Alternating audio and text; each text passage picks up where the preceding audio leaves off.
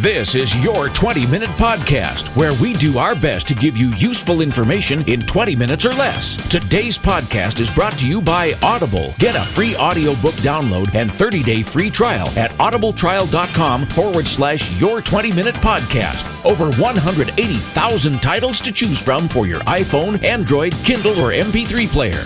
Now, here's your host, David Brower. Our guest today, Dr. Ed Daube. He is the emotions doctor. And welcome, Doc. How are you today? Great, David. Thank you for having me on. Looking forward to it. You are very welcome. He developed the emotions as tools metaphor to teach incarcerated young women, local law enforcement personnel, college students, and others what emotions are, why we have them, and how to master them as tools. And you've got a couple of bestseller books on the subject as well. So what tripped your trigger, for lack of a better term, to become the emotions doctor? Well, when I got out of graduate school, I had a certain language in terms of talking about emotions. And back then, and this was in the Stone Age, but back in the Stone Age, we didn't know a whole lot about emotions. The field was just beginning to develop. And so my first and only job actually was with the California Youth Authority, now California Department of Corrections. And I was put in a position where I had to deal with young women, all of whom had serious histories of abuse, physical, sexual, and emotional. And I couldn't talk to these folks. I couldn't do therapy with them. I couldn't counsel with them because my language was way above where they were. So I had to come up with a metaphor in order to explain what emotions are to them, which was the emotions as tools model that they could understand and that they could use in order to grow psychologically.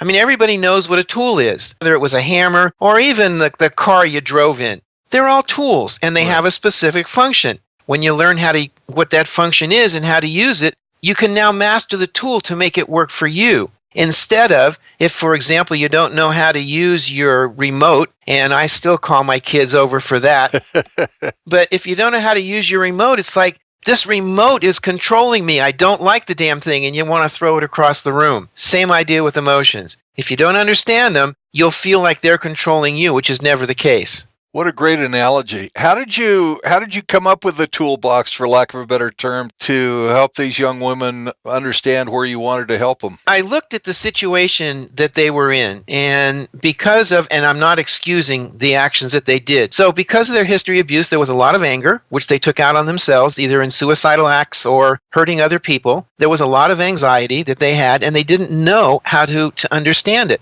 So I said, well, let's take a look at what your emotions are. Every emotion gives you a message.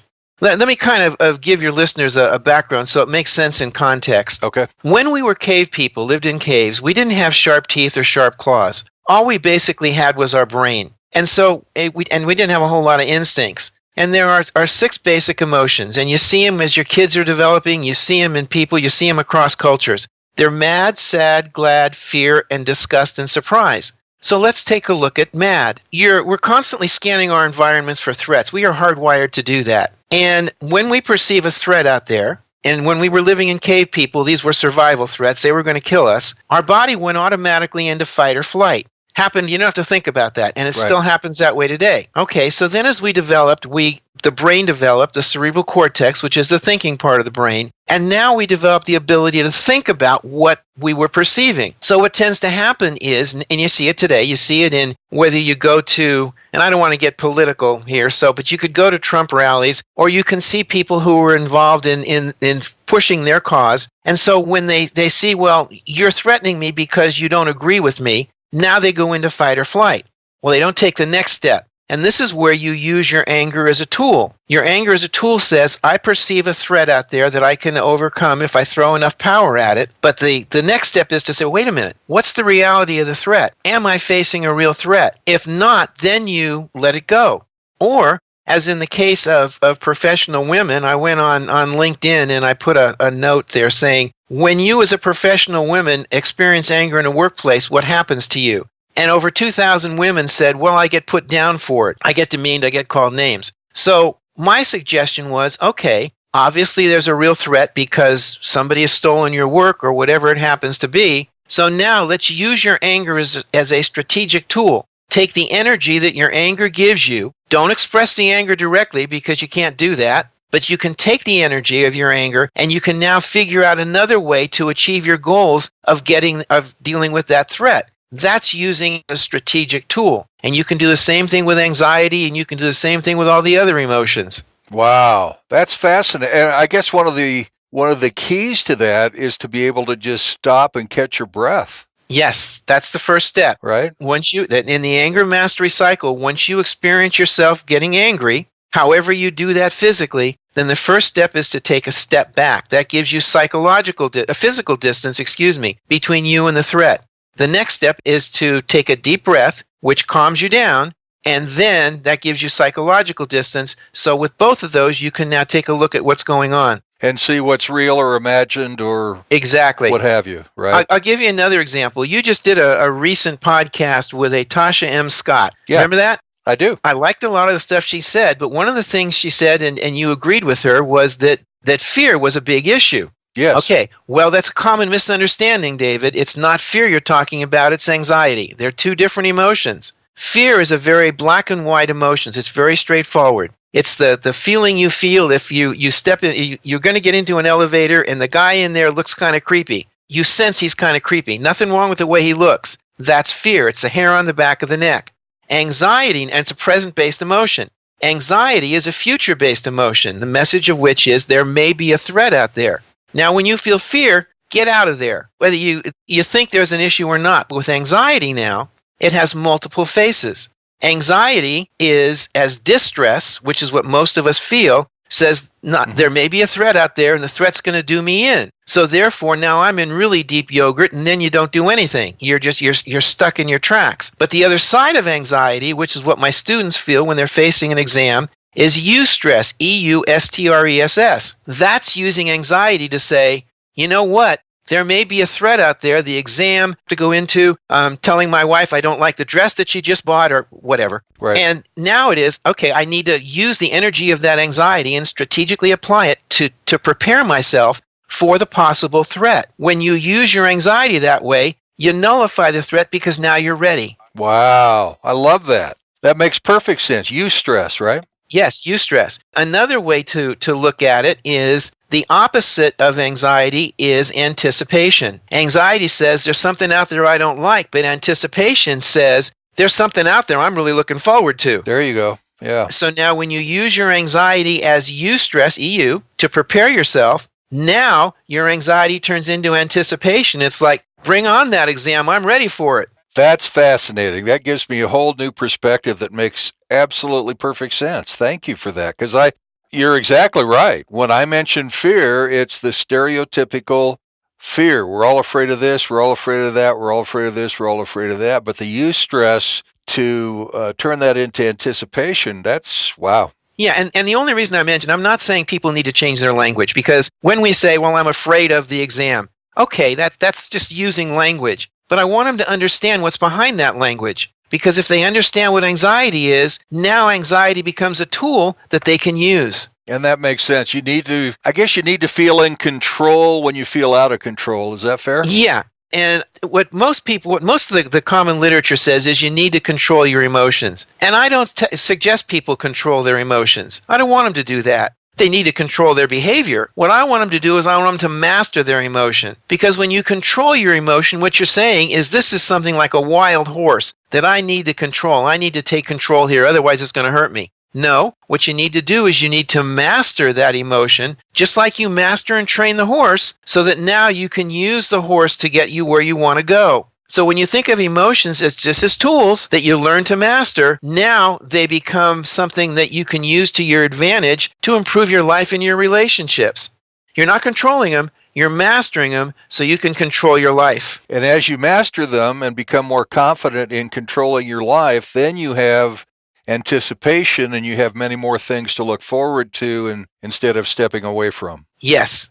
Yes, you have your anger now, which motivates you to take action to eliminate a threat. You have your anxiety, which motivates you to prepare for whatever's coming up. If you're feeling guilt, The message there is I did something wrong, so I need to correct it. So now it's all these emotions now are simply sources of information for you. And you can choose how you want to use that information. So when you were working with the incarcerated young ladies and young women, and you started in this foreign language to them, Yep. And started to create your toolbox, how did you find yourself breaking down those initial barriers where they could actually hear what you were trying to say? Well, one of the things I would say to them is, you know what, obviously and when I was dealing with women of color as well, I would say, obviously I'm a white male and I've never been abused. So I can't know what it is that you're going through. But what I can do, if you will help me understand your world, then I can help you get a better understanding of your world, and I can help you move from where you are to where you want to be. And the key to doing that is understanding what your emotions are, why you have them, and how you can now use them to your advantage. So how did you build that trust? Well, I had to prove, one, that what I was saying made sense. Right. I had to prove them over time by consistency that I was on their side, but that I was also a staff member, and I would explain to them that as a staff member, I have certain responsibilities. But if anything you tell me, I'll keep confidential as long as I can, and I will hold you accountable. But if I need to go to battle for you because you've done something and you're getting in trouble unnecessarily for it, then I'm going to be your advocate. And they would test that. You bet. I would think so. Absolutely. Yeah. So once I established that I was trustworthy, that I was going to do what I said I was going to do, then we could move forward. Wow. That had to be an amazing feeling for both of you. Oh, it was. And I wasn't always successful, by the way. Sure. But yes. There's no, I mean, it's like baseball. If you're hitting 400, you're doing pretty good, right? Yeah, exactly. But that's how I did it. And it took a lot of time. So when you're working with these incarcerated young women as one group, you're also working with the local law enforcement personnel to be able to help them understand what those incarcerated folks are being taught. Is that right? Yes. Now, with local law enforcement, I did conflict resolution with them for a while. Not now, but before. And the concept that I needed to help them understand was the idea of emotional armor, because they'd never heard that before. When a law enforcement officer goes out on the beat, he or she puts on the body armor. And they put on the body armor so it protects them from physical threat. Now, when they go out, they also put on their emotional armor. And that protects them from being overwhelmed emotionally, from all the kinds of stuff they're going to encounter on a regular basis. If they don't have their emotional armor, it's too easy for them to get overwhelmed. For example, I had a highway patrol officer in my personal growth class in the local university where I teach. And she was talking about going to the scene of a crime, and I won't describe to you what she saw, but it's pretty horrendous. If you don't have your emotional armor, this is going to wipe you out, and you're not going to be able to do your job. But what happens is, and the reason why police and law enforcement officers tend to have marital problems, is they go home and they take off their armor, but they don't take off the emotional armor. So as soon as they walk in the door, the kids want attention, and rightly so. The wife wants attention, and rightly so, and they're just not ready for it. So what I would explain to them is, take off your physical armor, but when you're going home, maybe you take an hour to get home, but you don't walk in that door until you're ready to take off your emotional armor and now ready to be a dad instead of a police officer. That had to be a huge epiphany for some of those folks. And not everybody agreed with it, by the way. Why is that? Well, because if you're a male and you see yourself as an alpha male, you're in control. And you don't want to think of dealing with emotional armor and emotions, and you view them as messy anyway. So you don't want to see it that way. But you need to get past that. And once they got past that, now it made sense, and now they could use their emotions as tools. Wow, that's amazing. And college students, you do the same kind of training with them? How does that work? And I had a personal growth class, and we would talk about emotions and growing, and it would help them understand what their emotions are, because college students also don't get much training here. So they have to deal with anger, and they have to deal with anxiety. And once I explained to them what anxiety was, now they could begin to use it, to study for exams, to deal with their futures and what they were going to do. It was just explaining to them a concept which they'd never heard of before. And so it worked the same way. Tell me about your books. You've got a couple of books that are in the Amazon Top 100 on this subject. Tell me about those. Emotions as Tools, a self-help guide for controlling your life, not your feelings, and Beyond Anger Management, Master Your Anger as a Strategic Tool. The first book, Emotions as Tools, was written based on my experience coming out of working with the young women, working with police officers. And I did some talks with Weight Watchers as well. And so I wrote about the model, and I talk about the 6 primary emotions. I talk about the mental component and the physical component. And I really break down what emotions are as tools and how to use them. And that did well. And then about, maybe 6 or 7 years later, I started to take a look at anger. I contribute to a site called Quora.com, and a lot of folks put in questions, and I answer the questions. And I realized there was a whole lot of misinformation out there about anger, and especially about anger management. You get in trouble, and the court sends you to anger management. And I started to talk to people, and they were saying, I went through anger management classes, but it didn't work. And I started to figure out why. And then I wrote my second book. When you go to anger management class, they're telling you need to control it, you need to relax it, yada, yada. I said, no, it's not working. You need to understand what anger is and how to strategically use it. And that's where the second book came in. So the first book really helps you open up to all these different kinds of feelings. And then the second book zeroes in on the anger part of it. And yes, that's fascinating. That's absolutely fascinating. That's got to touch a lot of people. No wonder you're in the top 100 bestseller list. Oh, I'd like to think so. It's amazing to me that I'm there because it happened organically. People found me and bought the book. Once I put it out in audio format, that's what really did it for me. I bet. In fact, I'm a voice actor by profession, and so I do audiobooks from time to time. And that's, I don't read books anymore. That's all I do is listen to audiobooks. So I'm looking forward to downloading yours and take them on the road with me, as they say. Well, there you go.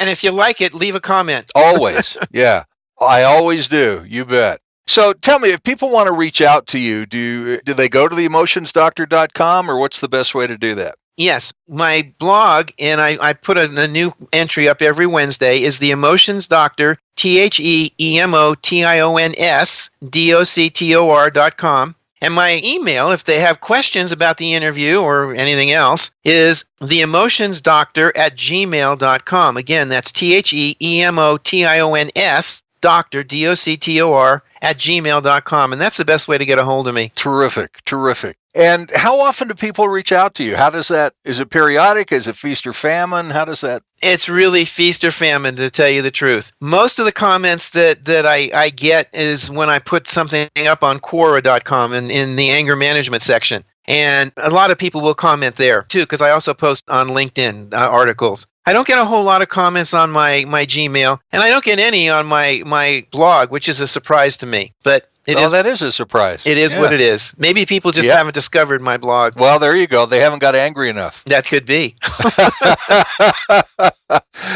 What an informative and entertaining conversation, Doc. It's, I'm looking forward to listening back to this one, to be honest with you. So thank you so much. Anything else you want to share with the public out there? Well, go to my blog and take a look and leave some comments. And if you decide you have other questions, David, have me back. I'd more than welcome to do that and would enjoy it. You got it. I will indeed. It's theemotionsdoctor.com. And you can email Dr. Daube at theemotionsdoctor@gmail.com, correct? That's it. Thank you very much. This has been fun. All right. It's been a real treat. You've been listening to your 20-minute podcast with David Brower and our special guest, the Emotions Doctor, Dr. Ed Daube.